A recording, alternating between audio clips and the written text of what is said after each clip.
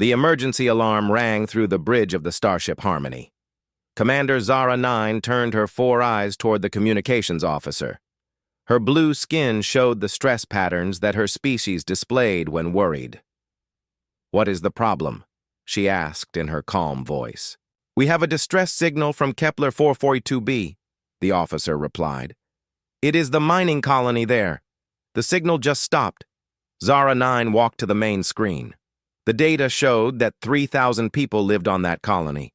They were from many different species. Some were like her own people. Some were rock eaters from the hot worlds. And some were the small, furry ones who were very good at fixing machines. "Show me the last message," she ordered. The screen filled with static. Then a frightened voice came through. "This is Colony Administrator Plex 7. Unknown ships are attacking. They have strange weapons. We need help right now. They are taking our people and—" The message ended. Only static remained. Captain Sarah Chen stood near the back of the bridge. She was the only human on the ship. Her job was to help the different species work together. She had brown hair and brown eyes, and she was smaller than most of the other crew members. But everyone respected her because humans were known to be very smart about solving problems. "What do we do now?" asked the young officer at the weapons station. Zara 9 sighed. "We follow the rules. We must contact the Galactic Council." Sarah felt her heart beat faster. 3,000 people were in danger and they were going to make phone calls? But she stayed quiet. Humans had a bad reputation in space. Other species thought they were too quick to fight. Sarah had worked very hard to change that opinion. "Sir," she said carefully, "how long will that take?" "The rules are clear," Zara 9 replied. "Protocol 7.3.2 says we cannot take military action without permission from the Interspecies Command Authority. All 5 members must agree." The communications officer was already starting the process. First, he had to file a threat report. Then he had to request an emergency meeting. Then each of the 5 species on the command authority had to review the request. Sarah watched the paperwork pile up on the screens. There were forms for everything. Forms to report the emergency, forms to request permission to help, forms to explain why they thought people were in danger, even forms to ask for forms. "How long does this usually take?" Sarah asked. "About 3 days, Zara 9 said. "Sometimes 4 if the Altarians want to study the environmental impact." 3 days? Sarah's voice was louder than she meant it to be. "People are being attacked right now!" The bridge became quiet. Everyone looked at her. Sarah realized she had just proven the point about humans being too emotional. "The system works," said Dr. Kelm, the ship's scientist. He was from a species that looked like walking plants. "We have had peace for 200 years because we follow the rules." "But what about the people on the colony?" Sarah asked. "If they follow the proper emergency procedures, they should be fine until help arrives," Dr. Kelm replied. Sarah wanted to scream. The people on the colony were probably dead already, and these aliens were worried about filling out the right paperwork. But she bit her tongue and nodded. Over the next few hours, Sarah watched the bureaucracy work. First, the threat report had to be translated into 5 different languages. Then, each species had to form a committee to review it. The plant people wanted to make sure that any military action would not hurt the local ecosystem. The rock eaters wanted to study the mineral rights on the planet. The gas breathers wanted to know if the attackers were using any illegal chemical weapons. Each committee had to meet and discuss and vote. Then they had to write reports about their discussions. Then other committees had to review those reports. Meanwhile, the colony on Kepler 442b stayed silent. Sarah tried to help speed things up. She offered to translate documents. She suggested ways to make the process faster, but every suggestion just created more paperwork. "We could send a small ship to check on the colony," she said, "just to see if people are okay." "That would require a reconnaissance authorization," Zara 9 explained. "We would need approval from the Observation and Intelligence Committee first." "How long would that take?" "About 2 days. Sarah felt like hitting something. In her home country on Earth, when people called for help, the police came right away. When there was a fire, the fire department came right away. They did not have meetings about it first, but space was different. There were so many different species, and they all had different ways of thinking. The system was designed to make sure no one species could just attack another one. It had prevented wars, but it also prevented anyone from helping people quickly. On the second day, Sarah got a message on her personal communicator. It was from another human, Captain Rodriguez of the cargo ship Star Runner. "Sarah, we heard about Kepler 442b. 3 human ships are in that area. Are you guys going to help?" Sarah looked around the bridge. The aliens were still having meetings about having meetings. "We are working through official channels," she replied. "Working through what? Sarah, there are people dying down there." Sarah closed the communicator. She knew Rodriguez was right. She also knew that if humans took action without permission, it would make things worse for her people in the long run. But that night, lying in her bunk, Sarah could not sleep. She kept thinking about the families on the colony. Were there children down there? Were they scared? Were they even still alive? She had joined the Galactic Fleet to help build bridges between humans and other species. She believed that working together was better than fighting. But what good was working together if it meant letting people die while you had meetings? Sarah got up and walked to the observation deck. Through the big window, she could see the stars. Somewhere out there, on a planet called Kepler 442b, people needed help. And somewhere else, committees were writing reports about whether it was okay to provide that help. She made a decision. Tomorrow, she would do something that might end her career and hurt human-alien relations for years to come. But she could not just stand by and watch people die while bureaucrats argued about the proper procedures. The next morning, Sarah walked onto the bridge and submitted her resignation from the Galactic Fleet. She requested permission to take a small courier ship for personal business. "Where are you going?" Zara 9 asked. "To do what humans do best," Sarah replied. "Act first and ask forgiveness later."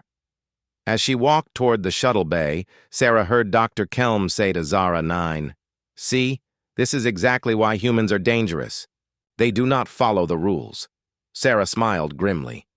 Maybe that was exactly what the galaxy needed right now. Someone who cared more about saving lives than following rules.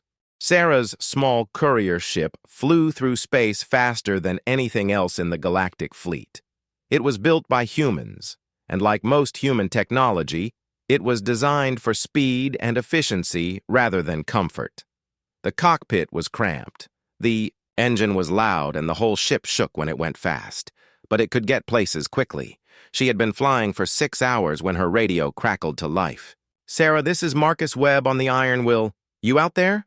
Sarah smiled. She knew Marcus. He was a cargo ship captain who hauled mining equipment to the outer colonies. He was tough, smart, and not afraid of anyone.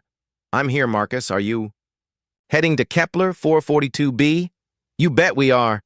Me, Rodriguez on the Second Chance, and Kim on the Prairie Wind. We heard about the attack 2 days ago." 2 days ago? How did you hear about it? Come on, Sarah. You think we wait for the government to tell us when people are in trouble?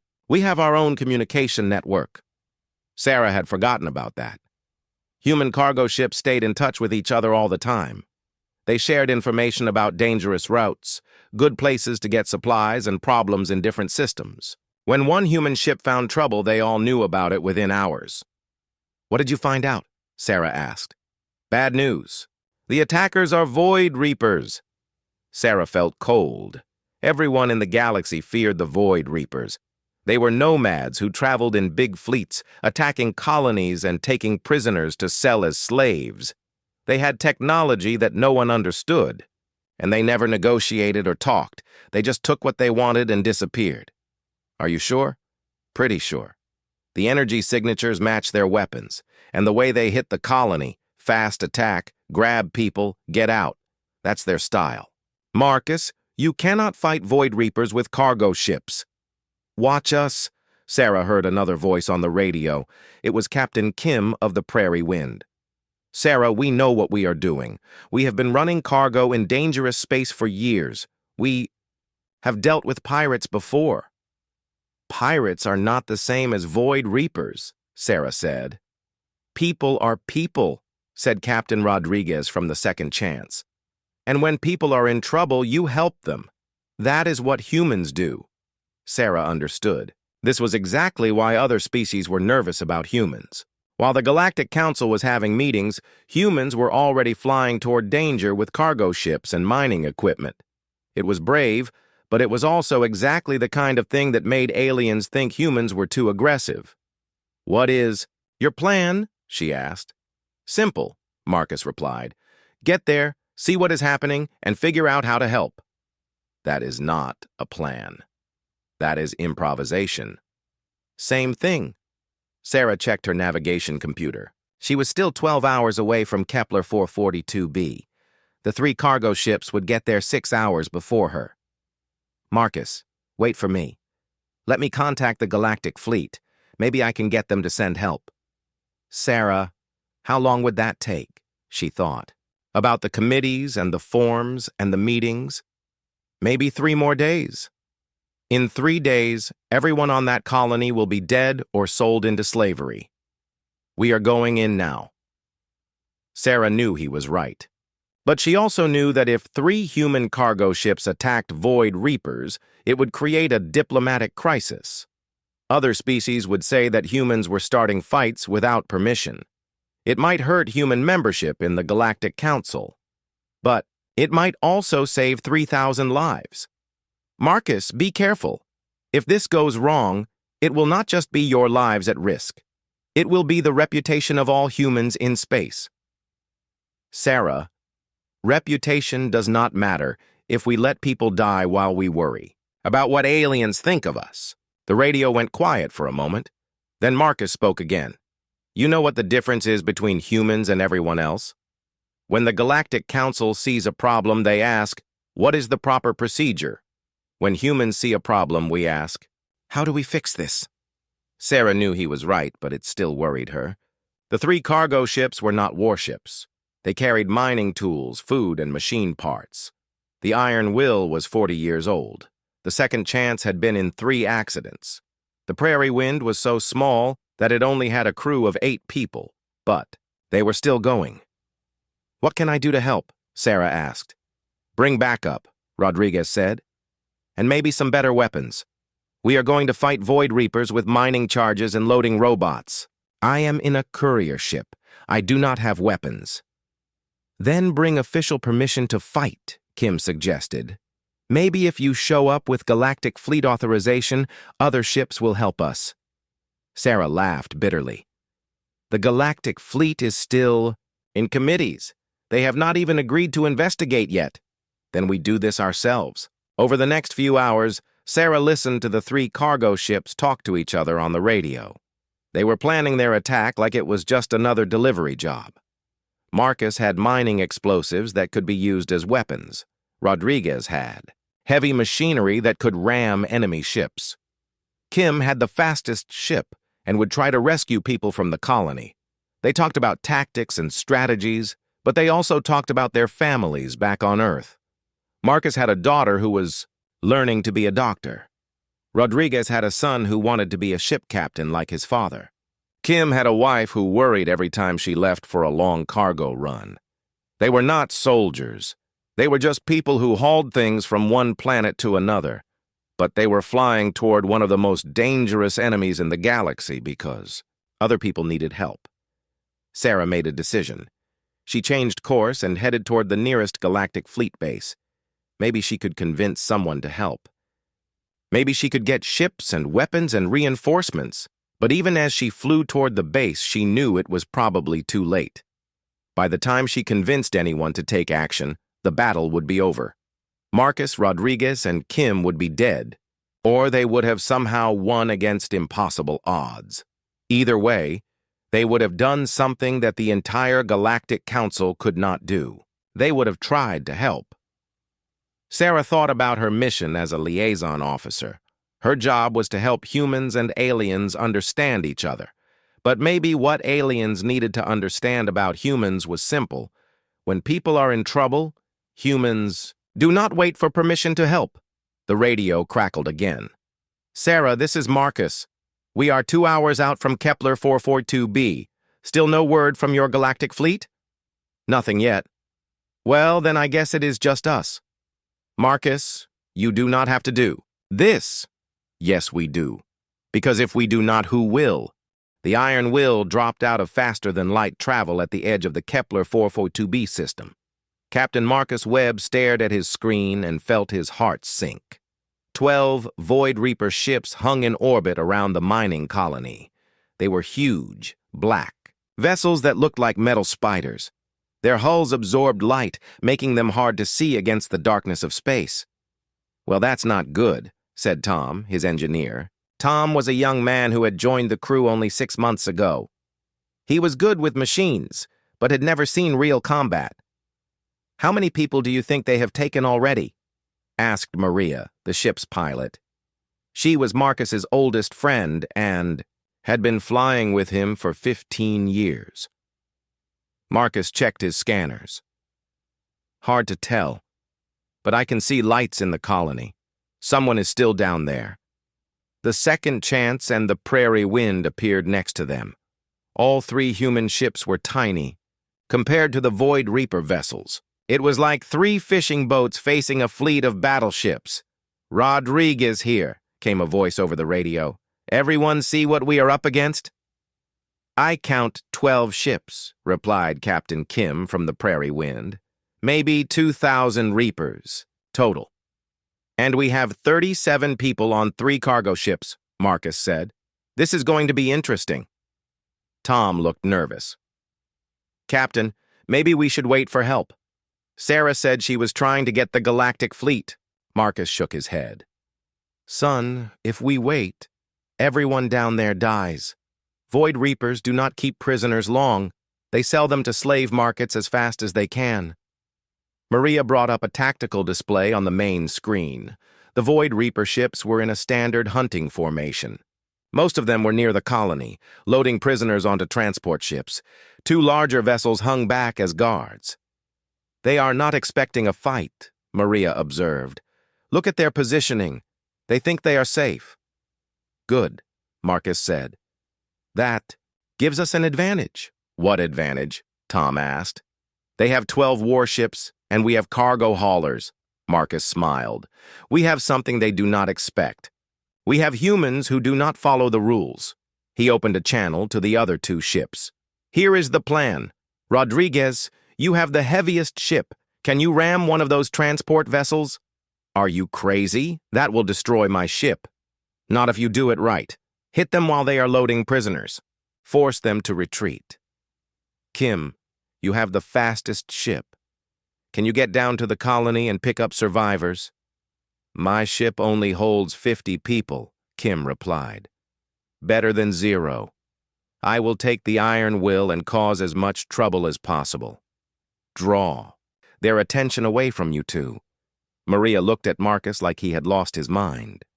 That is not a plan. That is suicide. You have a better idea? She thought for a moment. Actually, yes. What if we do not fight like warships? What if we fight like cargo haulers? What do you mean? We carry mining explosives, right? What if we do not shoot them at the enemy? What if we deliver them?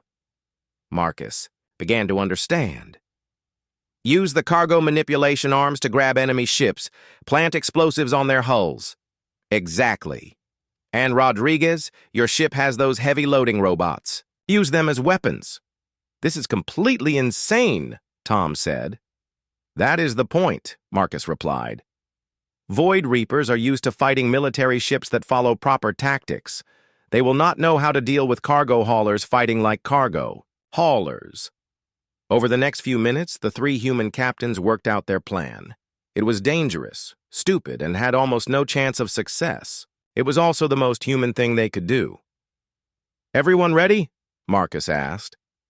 Ready as we will ever be, Rodriguez replied. Let's go save some people, Kim added. The three ships spread out and approached the Void Reaper fleet from different directions. Marcus had turned off most of his ship's lights and was flying slowly, hoping to look like a piece of space junk. The Void Reapers noticed them when they got close. Warning signals flashed on Marcus's screen as enemy sensors locked onto his ship, but the Reapers did not attack immediately. They were probably confused. What were three small cargo ships doing here? Iron Will, this is Reaper Command Vessel. Identify yourself and state your business. Marcus opened a channel. This is Captain Webb of the cargo ship Iron Will. We are here to deliver mining equipment to the colony. There is no colony anymore. Leave immediately or be destroyed. Look, I do not care about your war. I just want to deliver my cargo and get paid. The company is not going to pay me if I go back without making the delivery. There was silence on the channel. Marcus could imagine the Reaper captain trying to figure out if humans were really that stupid. You wish to deliver cargo while we are conducting a harvesting operation? Hey, business is business. You do your job, I do mine. While Marcus kept the Reapers talking, Rodriguez and Kim were moving into position. Rodriguez was approaching one of the transport ships that was loaded with prisoners. Kim was diving toward the colony's landing pad. The Reaper captain finally lost patience. Human vessel, you will leave now or be fired upon. Okay, Marcus said. I am leaving, but I want to file a complaint with your supervisor about lost business revenue. That was the signal. All three human ships suddenly accelerated to maximum speed. Rodriguez slammed the second chance into the side of a Reaper transport ship. But instead of just ramming it, he used his cargo manipulation arms to grab onto the enemy hull. Then he activated his heavy loading robots, sending them across to the Reaper ship like giant metal spiders. The robots were designed to move heavy cargo containers. They were not weapons. But when a 2-ton robot started tearing apart your ship's hull, it became a weapon very quickly. Kim dove the prairie wind straight down toward the colony. Reaper fighters chased her, firing energy beams that lit up the sky. But Kim had been flying cargo ships for 20 years. She knew how to make a ship do things it was not designed to do. She flew between buildings, used hills for cover, and actually flew inside one of the colony's mining tunnels to avoid enemy fire. When she reached the landing pad, she found 200 survivors waiting for her. "This is Captain Kim," she announced over her ship's loudspeakers. "Everyone get on board right now. This is not a drill." Meanwhile, Marcus was putting his plan into action. He flew straight at the nearest Reaper warship, then used his cargo arms to grab onto its weapon turrets. While the enemy tried to shake him loose, he planted mining charges all over their hull. "Tom, prepare to detonate charges," Marcus ordered. "Captain, we are still attached to their ship." "I know. Detonate in 3, 2, 1. The explosion tore the Reaper ship apart and sent the Iron Will spinning through space. Warning lights flashed all over Marcus's bridge, but his ship was still in one piece. "That was insane," Tom shouted. "That was effective," Maria corrected, pointing at her screen. "Look." The Void Reaper fleet was in chaos. One transport ship was being torn apart by Rodriguez's robots. Another warship was a floating wreck thanks to Marcus's mining charges, and Kim was flying away from the colony with 200 rescued prisoners dodging enemy fire like a racing pilot. But the Reapers were starting to organize a counterattack. More fighters were launching from the remaining ships. "This is Kim," came a voice over the radio. "I have got 200 people, but there are still more down there." "Rodriguez here," said another voice. "My ship is stuck to this transport. I cannot get away." Marcus looked at his tactical display. They had surprised the enemy and rescued some people, but they were still outnumbered 20-1. In a few minutes, the Reapers would destroy all 3 human ships. But then something appeared on Marcus's scanners. A small, fast ship was approaching at maximum speed. "This is Captain Sarah Chen of the Galactic Fleet," came a familiar voice. "And I brought friends." Behind Sarah's courier ship came 6 Galactic Fleet vessels. They were not the biggest ships in the fleet, but they had real weapons and real armor. "Sarah," Marcus said. "How did you get them to come?" "I told them that humans were about to start a war with the Void Reapers. They came to stop you from causing a diplomatic incident." Marcus laughed. "Well, they are too late for that. The battle was far from over, but now the odds were better. The Galactic fleet ships had proper weapons and trained crews. The 3 human cargo ships had surprise, determination, and a complete willingness to ignore every rule of space combat. Together, they just might save everyone." The battle lasted 4 more hours. When it ended, 11 Void Reaper ships were destroyed or disabled. One had escaped to tell others what happened. The 3 human cargo ships were badly damaged, but still flying. The Galactic fleet vessels had taken heavy damage, but had done their job. Most importantly, 2,147 colonists had been rescued. They were from 12 different species, and they were all alive because 3 human cargo ship captains had decided not to wait for permission. Captain Sarah Chen stood on the bridge of the Iron Will, looking at the damage reports. Marcus Webb sat in his captain's chair with a bandage around his head and his left arm in a sling. His ship looked like it had been through a scrap metal grinder. "You realize what you have done, do not you?" Sarah asked. Marcus smiled tiredly. "We saved a bunch of people. You also violated 17 different interstellar laws. You attacked without authorization. You used civilian ships in a military operation. You ignored diplomatic protocols." "Yeah, and?" Sarah sighed. "Marcus, the Galactic Council is furious. They are saying that humans cannot be trusted to follow the rules. Some species want to kick humanity out of the Council entirely." "So what? If following the rules means letting people die, maybe we do not need to be in their club." Sarah understood his point, but she also understood the bigger picture. Humanity was still new to galactic civilization. They had only joined the Galactic Council 50 years ago. Before that, humans had been stuck on Earth, thinking they were alone in the universe. When humans finally developed faster-than-light travel and met other species, it had been amazing, but it had also been difficult. Humans thought differently than most aliens. They were more aggressive, more willing to take risks, more likely to act first and think later. The Galactic Council had been dealing with these differences for decades. They had created thousands of rules and procedures to make sure that no one species could just decide to attack another one. The system worked. There had been peace in the galaxy for 200 years, but now 3 human cargo captains had thrown all of that out the window. "Sarah," Marcus said, "I know you are worried about politics, but those people down there were not political. They were just scared families who needed help." "I know. But what happens next? What happens when other species decide they do not need permission either?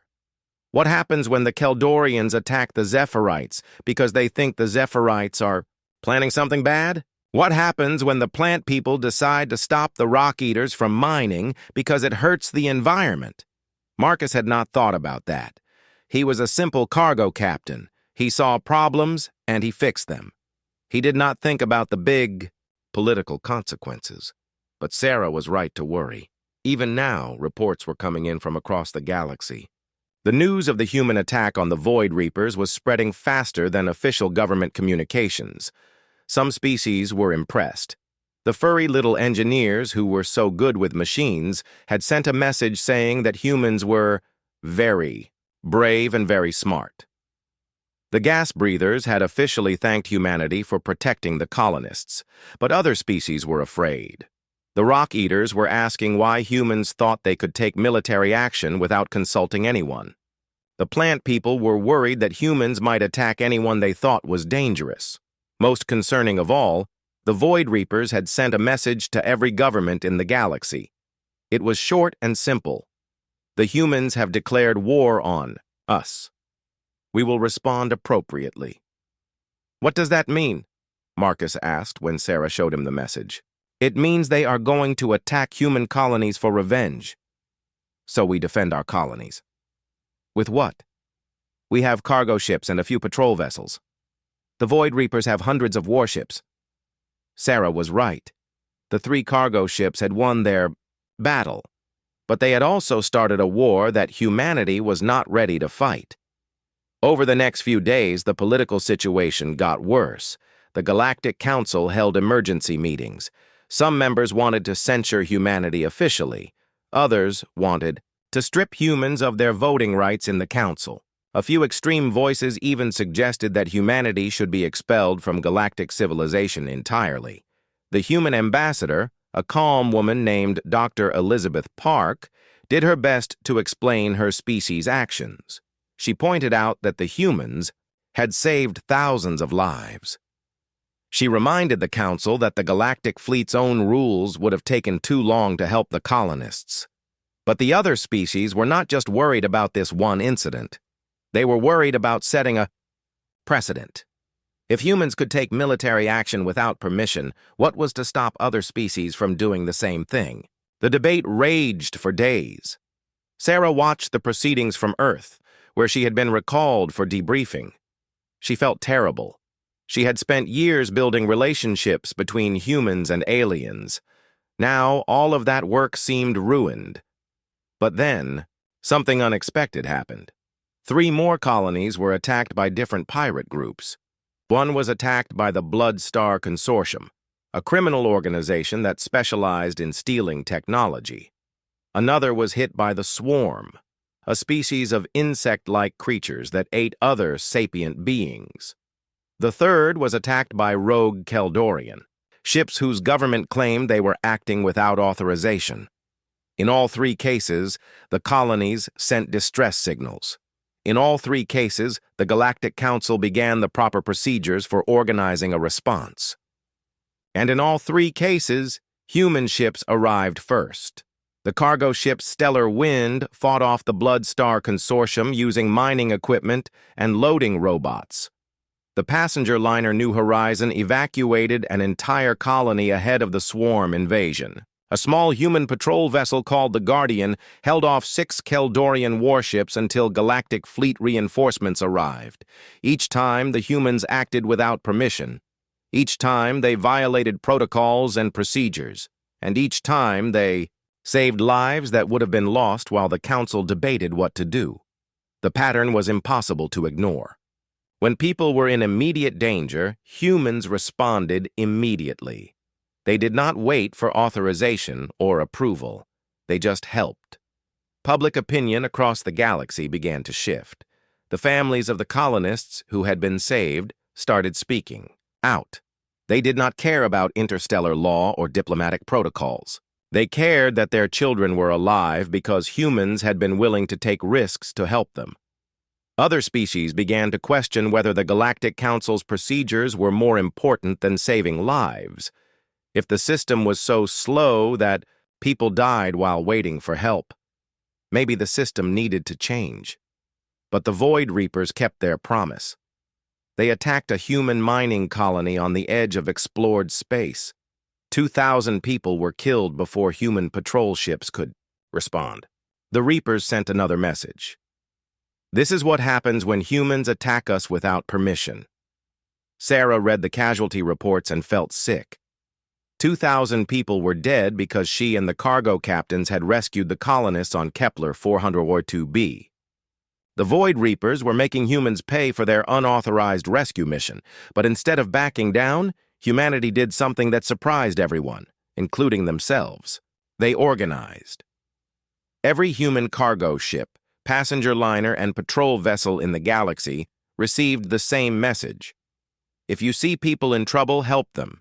If you see pirates or raiders attacking innocents, stop them. Do not wait for permission. Act first and we will handle the politics later. It was signed by Admiral Janet Hayes, the highest-ranking human officer in the Galactic Fleet. She had just authorized every human ship captain to ignore interstellar law whenever they thought. It was necessary to save lives.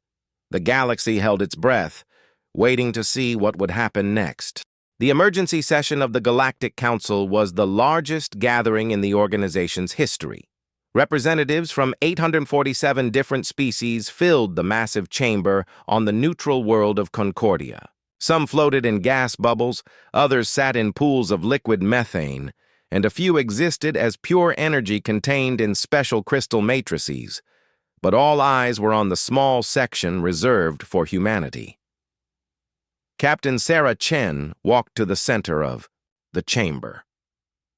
She wore her best uniform and carried herself with confidence, but inside she was terrified. The decision made in this room would determine humanity's future in galactic civilization. "Honored representatives," she began, "I am here to answer for the actions of my species." High Chancellor Vex Prime, a being that looked like a floating jellyfish made of light, spoke first. "Captain Chen, humanity stands accused of repeatedly violating interstellar law. Your species has taken military action without authorization 17 times in the past month. You have ignored diplomatic protocols and acted unilaterally in situations that required council approval. How do you respond to these charges?" Sarah had prepared for this question. "Your Honor, I do not deny the charges. Humans have acted without permission. We have ignored procedures and protocols. We have taken matters into our own hands." A murmur ran through the chamber. Many representatives had expected humans to make excuses or try to justify their actions within existing law. "However," Sarah continued, "I ask the Council to consider the results of these actions. In those 17 incidents, human ships saved the lives of 23,147 beings from 43 different species. We stopped 12 pirate attacks, prevented 6 slave raids, and evacuated 4 colonies ahead of natural disasters. Representative Koth 9 of the Rock Eater civilization stood up. "Captain Chen, results do not justify breaking the law. If every species decided to act without permission, we would have chaos. Would we?" Sarah asked.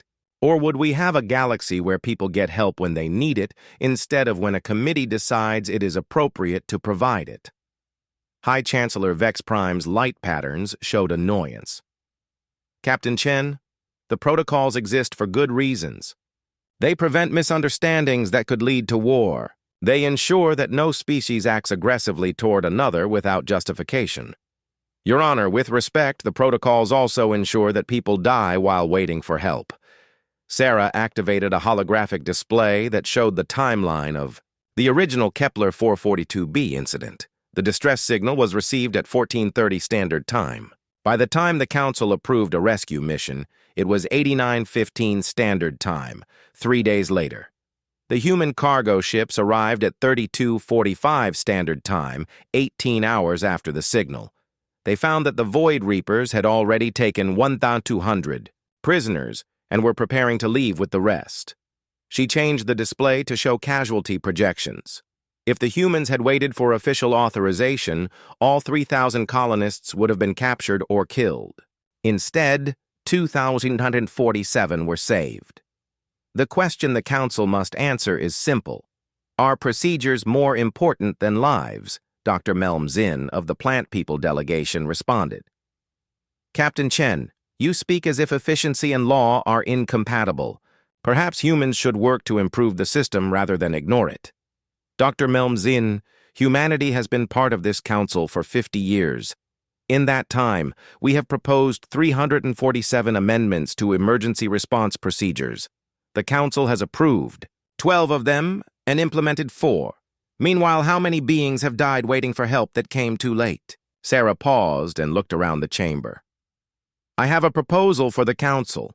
Humanity will accept a new role in galactic civilization. We will be your emergency responders. When the system is too slow, when procedures take too long, when people need help immediately, send humans." Representative Quex of the Gas Breathers asked, "What exactly are you proposing?" "A new organization, the Galactic Emergency Response Corps. Staffed primarily by humans, authorized to act immediately in crisis situations. We will take full responsibility for our actions and submit to judgment after the fact. But we will not let people die while waiting for permission to save them." The chamber erupted in discussion. Some species were intrigued by the idea. Others were horrified at the thought of institutionalizing what they saw as human lawlessness.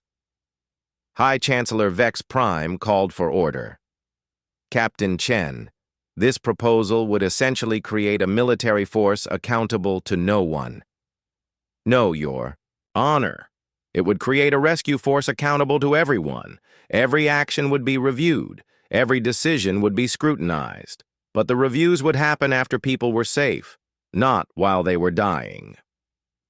Chancellor Vex Prime's light patterns shifted to deep purple, indicating serious consideration. The Council will need time to debate this proposal. How much time? Sarah asked. The normal review process requires— Your Honor, Sarah interrupted. While the Council debates, the Void Reapers are planning their next attack. 3 human colonies are in immediate danger. The Bloodstar Consortium has been spotted near the Centauri trade routes. The swarm is moving toward the Vegan agricultural worlds. Sarah looked directly at the Chancellor. You can spend the next 6 months debating whether humans should be allowed to act without permission. But I can guarantee that humans will act without permission anyway, because that is who we are. The only question is whether you want us to act as part of the galactic community or outside of it. The chamber fell silent. Everyone understood what Sarah was really saying. Humanity had proven that they would help people in danger regardless of the legal consequences. The Council could either find a way to work with this reality or humanity would continue to operate independently. After 3 hours of debate, the Council took a preliminary vote. The proposal passed by a narrow margin, 423 votes in favor, 398 against, with 26 abstentions. But it was not the vote that mattered most. What mattered was what happened during the debate. Representative Yith 7 of the Small Furry Engineers stood up and said, My daughter was on Kepler 442b. She is alive because humans did not wait for permission. I support this proposal. An elderly Altarian diplomat spoke for the first time in 20 years. Perhaps it is time to admit that our procedures are more concerned with preventing action than enabling it. Even some members of the Plant People delegation admitted that there might be situations where immediate action was more important than proper procedure. The real breakthrough came when Chancellor Vex Prime made an unexpected announcement. The Council recognizes that the current emergency response system has significant flaws. We will establish a trial program for the Galactic Emergency Response Corps with humanity as the primary staffing species.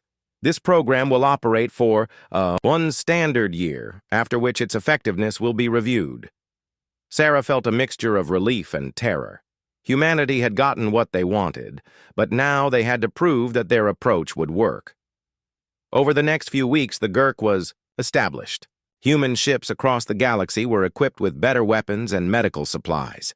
Volunteers from other species joined as support staff and technical specialists. A new communication network was created to ensure that distress signals reached response teams immediately. The first real test came just 2 weeks later. The Void Reapers attacked 3 human colonies simultaneously, just as they had threatened. But this time, the response was different. GERC ships arrived at all 3 locations within hours. They were not just cargo haulers with mining equipment anymore.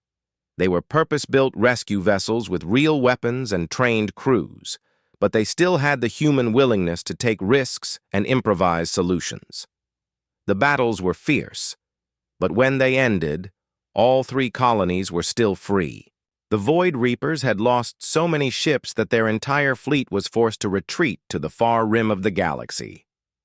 As Captain Sarah Chen stood on the bridge of the new GERC flagship Rapid Response, watching the aftermath of the battle, she received a message from Captain Marcus Webb.